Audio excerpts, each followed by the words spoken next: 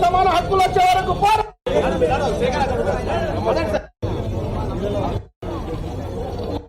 Okay సరే సరే ఆశయాలు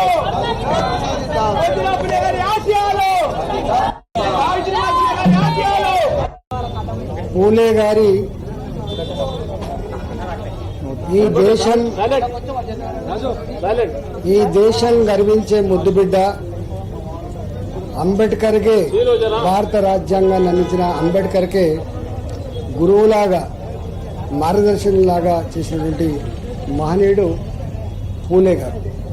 పూలే గారి 199వ జయంతి ఉత్సవాలని దేశవ్యాప్తంగా ప్రతి వాడలో ప్రతి గ్రామంలో జరుపుకోవడం ఆయన ఆశయాలని మరోసారి నెమరవేసుకొని ఆయన చేసిన త్యాగాలకి స్ఫూర్తి పొంది ఈ తరం మాత్రమే కాదు రాబోయే తరాలు కూడా త్యాగం అంటే ఏందో ప్రజాహితం కోసం పనిచేయడం అంటే ఏందో ఆయన జీవితమే ఒక ఆదర్శంగా ఉండేటువంటి సందర్భం.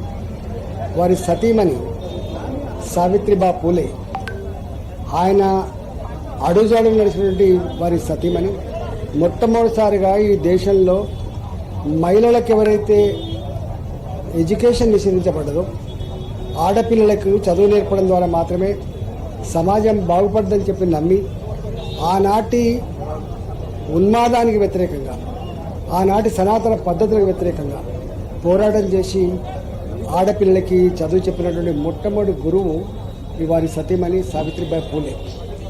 ఈరోజు మిలిటరీలో కానీ స్పేస్లో కానీ అడ్మినిస్ట్రేషన్లో కానీ అన్ని రంగాల్లో కూడా రేపు రాబోతున్న 33% మహిళా రిజర్వేషన్లకు కూడా ఇవాళ సావిత్రిబా పూలే వేసిన పునాది ఇవాళ భారతదేశంలో నారీ లోకానికి ఎంత స్ఫూర్తినిచ్చిందో ఎంత గొప్ప వాళ్ళని చేసిందో తార్కాణం. కాబట్టి ఇవాళ అన్ని రంగాల్లో ఇవాళ గ్రామీణ ప్రాంతాల్లో ఒక ఆశా వర్కర్గా, ఒక అంగన్వాడీ టీచర్గా, ఒక ఆయాగా, ఒక నర్సుగా, వడ్ల కొనుగోలు సెంటర్లలో మహిళా సంఘాల అధ్యక్షురాలుగా వాళ్ళు చేస్తున్న త్యాగం ఇంత అంత కాదు.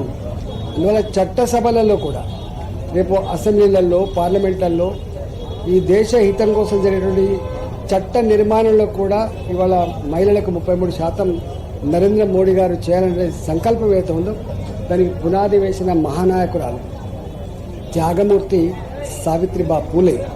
ఈరోజు వారు 200 ఏళ్ల క్రితం 109వ జయంతి 200 ఏళ్ల క్రితం వాళ్ళు మరణించి కూడా ఇలా భారతదేశానికి వెలుగునిచ్చేటువంటి స్ఫూర్తినిచ్చేటువంటి మహనీయులు. కాబట్టి ఆ మహాపురుషులు ఎన్నటికీ మరణించరు, వాళ్ళ ఆశయాలు సజీవంగానే ఉంటాయి.